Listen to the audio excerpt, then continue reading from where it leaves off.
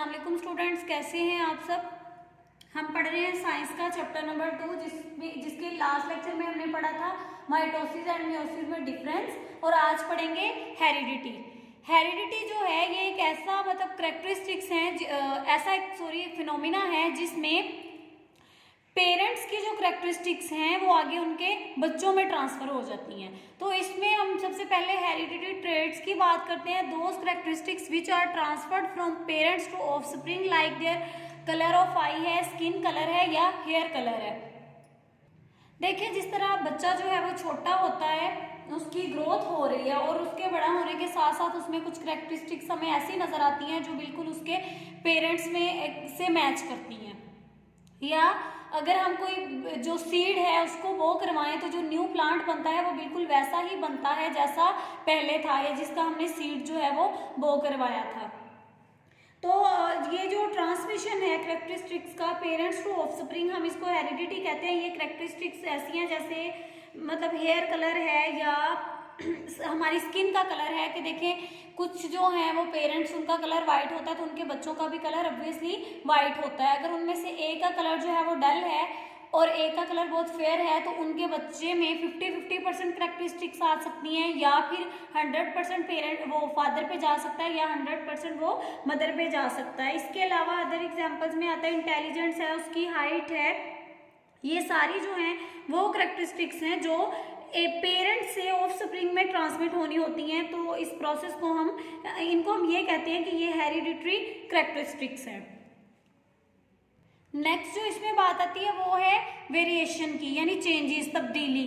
Variation क्या है? Difference in the organism of the same species के, एक जैसी स्पीशीज के जो ऑर्गेनिजम्स हैं उनमें डिफरेंस आ जाना। जैसे देखें कि बच्चों के बहुत सारे फीचर्स तो अपने पेरेंट्स से मैच कर रहे होते हैं, लेकिन वो बहुत सारे रिस्पेक्ट्स में वो उसके जो रिस्पेक्ट्स में वो बच्चे जो हैं अपने पेरेंट्स से चेंज होते हैं। इसी तरह 5-6 या 2-4 ब्रदर एंड सिस्टर्स होते हैं तो उन सबकी जो करेक्टरिस्टिक्स हैं वो डिफरेंट हैं, सारे जो हैं वो एक दूसरे से मैच नहीं कर रही होती। बहुत सारी करेक्टरिस्टिक्स जो हैं वो सब में डिफरेंस होती हैं। तो ये जो डिफरेंस है among the members of a family और a species is called variation.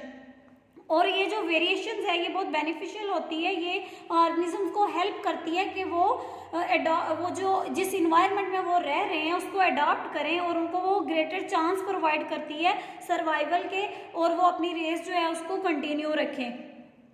जैसे इसमें अब जो ये जीन्स की बात आ जाती है, और जो ट्रेड्स हैं वो दो तरह के हैं, dominant traits and recessive trait. जैसे सपोज कि मेरी हाइट, अगर मैं अपनी बात करूं कि मेरी हाइट मेरी बहन से ज्यादा है, तो इट्स मीन कि ये जो हाइट वाला जो ट्रेड था वो मेरे में डोमिनेंट रहा लेकिन मेरी बहन में वो रिसेसिव हो गया। डोमिनेंट का मतलब है गालिब आ जाना कि उसने काम किया, रिसेसिव का मतलब है दब जाना कि उसने काम नहीं किया, तो इसकी वजह से मेरी बहन की हाइट छोटी रह गई। या ऑब्वियसली ये डिपेंड करती है कि दोनों में से अगर एक की भी पेरेंट्स वो मदर और फादर में से एक की हाइट जो है वो छोटी है, एक की बड़ी है, तो अब ये पॉसिबिलिटी होती है 50-50% के उनके बच्चों की हाइट वो मदर पे भी जा सकती है और फादर पे भी जा सकती है। तो इस सारे प्रोसेस में क्या होता है कि वो जो डोमिनेंट और रिसेसिव ट्रेड्स जो हैं उनकी ये वर्किंग होती है। नेक्स्ट है बेसिस ऑफ हेरिडिटी। इसमें हम सबसे पहले जीन की बात करते हैं। जीन क्या है कि it is a structural and functional unit of heredity. हर चीज का स्ट्रक्चरल एंड फंक्शनल यूनिट होता है। जैसे किडनी का स्ट्रक्चरल एंड फंक्शनल यूनिट है नेफ्रॉन, ठीक है। इसी तरह ये जो हेरिडिटी है इसका स्ट्रक्चरल और फंक्शनल यूनिट जो है वो जीन है। जीन जो है वो एज अ इंस्ट्रक्टर जो है वो एक्ट करता है किसी भी मॉलिक्यूल को बनाने के लिए, और वो जो मॉलिक्यूल बनाता है हम उसको प्रोटीन कहते हैं। और जीन्स जो हैं ये कभी भी सेपरेट जो है वो पाए नहीं जाते, बल्कि ये जहाँ भी ये पाए जाएंगे ये पेयर की सूरत में पाए जाते हैं। जैसे सपोज हमारी हाइट के अगर जीन्स हैं तो ये भी कोई भी जीन्स हैं किसी भी करेक्टरिस्टिक्स के तो वो पेयर में ही पाए जाते हैं। जैसे ये अब हाइट का जीन है टी है, सपोज ये कैपिटल टी हो सकता है, ये एक कैपिटल और दूसरा स्मॉलर हो सकता है, या दोनों ही स्मॉलर हो सकते हैं, लेकिन ये पाए पेयर में जाए जाते हैं। ये नहीं कह सकते कि हम ये कैपिटल टी है स्मॉल टी है, या इस तरह ये नहीं पाया जाएगा। ये जहाँ भी जीन्स पाए जाते हैं ये पेयर की सूरत में पाए जाते हैं। और ये जीन्स जो हैं वो हमारी टॉलनेस, ड्वार्फनेस, आई colour, free air lobe, attached air lobe, जो है इन सारे प्रोसेस को, इन सारी कैरेक्टरिस्टिक्स को ये जो कंट्रोल कर रहा है, ये जीन्स का एक पेयर जो है वो कंट्रोल कर रहा है। One member of the gene pair come from the male parent while the other come from the female parent. के एक जो पेयर है, सॉरी एक मेंबर जो है जीन का वो मेल से आना है और एक जो है वो फीमेल से आता है। अगर हम जीन्स की लोकेशन की बात करें तो ये जो जीन्स हैं ये डीएनए पर पाए जाते हैं। डीएनए क्या होता है? डीऑक्सीराइबोन्यूक्लिक एसिड, ये इसका एब्रीवेशन है। और डीएनए जो है वो कहाँ पे पाया जाता है? वो प्रेजेंट होता है क्रोमोसोम पे। और जीन्स जो है ये डीएनए के मॉलिक्यूल के सेक्शंस होते हैं। Genes are the sections of DNA molecule.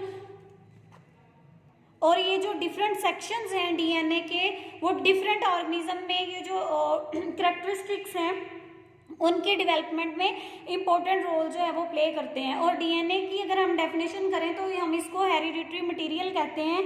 DNA और प्रोटीन्स जो DNA and proteins are the components of chromosomes के। डीएनए और प्रोटीन्स ये दोनों जो हैं वो क्रोमोसोम्स के कंपोनेंट्स हैं। क्रोमोसोम्स क्या होते हैं हम ये देखते हैं। देखिए ये हमें डायग्राम नजर आ रही है जिसमें एक रिलेशनशिप शो करवाया है between the cell nucleus, chromosomes, genes और डीएनए। इन सब के दरमियान एक रिलेशनशिप शो करवाया है। सबसे पहले हम क्रोमोसोम की बात करते हैं। क्रोमोसोम क्या है? ये थ्रेड लाइक स्ट्रक्चर होता है। अगर हम ये देखें, ये हमारे पास एक सेल है, ये सेल के अंदर न्यूक्लियस है। Chromosomes are thread like structure found in the nucleus of a cell, कि सेल के न्यूक्लियस में ये क्रोमोसोम्स पाए जाते हैं। और ये सिर्फ ये डिस्टिंक्ट एक वाज़ेह स्ट्रक्चर हमें तभी नजर आता है जब सेल डिवीजन जो है वो हो रही होती है। और एक जो क्रोमोसोम्स है वो 2 आर्म्स पर कंसिस्ट होता है। ये क्रोमोसोम्स के आर्म है जिनको हम क्रोमाटिड्स कहते हैं। और ये जो है एक सेम पार्ट के साथ अटैच होते हैं जिसको हम सेंट्रोमियर जो है कहते हैं। और ये ओवरऑल पूरा जो है ये क्रोमोसोम का स्ट्रक्चर है। अगर हम इतना सा पोर्शन इसका खोल के देखें तो ये जो है ये इतना सा पार्ट अगर हमने इसका खोल के देखा तो ये हमें नजर आया है डीएनए। डीएनए क्या होता है? एक डबल हेलिकल स्ट्रक्चर होता है। और ये जो है इसके सेक्शंस हैं। अब ये जो डीएनए का एक सेक्शन है ये एक जीन कहलाएगा। ये वाला और जीन है, ये वाला और जीन है।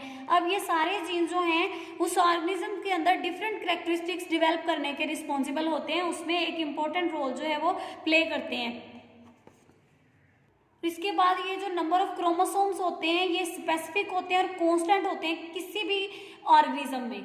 हर ऑर्गेनिज्म में ये इनकी तादाद ये नहीं है कि मेल्स और फीमेल्स में हो गया, ये ह्यूमन बीइंग में ये कांस्टेंट होंगे। अगर हम मंकी की बात करें, कैट की, सबकी, तो इन सब में इनकी तादाद जो है वो स्पेसिफिक होती है और कांस्टेंट होती है। अगर हम जनरल बॉडी सेल्स जैसे हमारे सोमैटिक सेल्स हैं उनमें जो क्रोमोसोम्स हैं वो पेयर की सूरत में पाए जाते हैं। लेकिन जो गैमेट्स हैं और स्पोर्स वगैरह हैं इनमें which are formed by meiosis contain 1 member of each chromosome pair. मिसाल के तौर पर इंसानों में हर जो सोमैटिक सेल्स है उसके 46 क्रोमोसोम्स होते हैं और वो 23 पेयर्स होते हैं उसके। लेकिन ये जो स्पर्म और एग सेल्स होते हैं इनमें 23 क्रोमोसोम्स होते हैं। अगर हम डिफरेंट ऑर्गेनिज्म में नंबर ऑफ क्रोमोसोम्स की बात करें तो वो कुछ इस तरह पाए जाते हैं।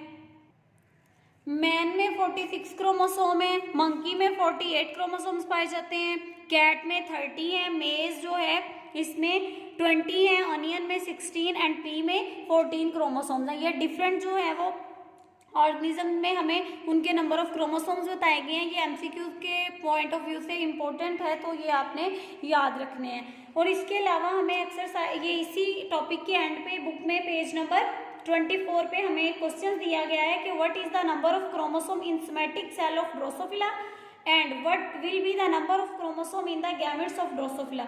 ये आप लोगों की असाइनमेंट है, ये खुद आप लोगों ने सॉल्व करनी है और मुझे चेक करवानी है। आई होप कि आप लोगों को ये टॉपिक समझ आ गया होगा। अगर इसमें से फिर भी कोई कन्फ्यूजन है, कोई बात समझ नहीं आ रही तो आप लोग कमेंट सेक्शन में पूछ सकते हैं। अपना ख्याल रखिएगा। अल्लाह हाफिज़।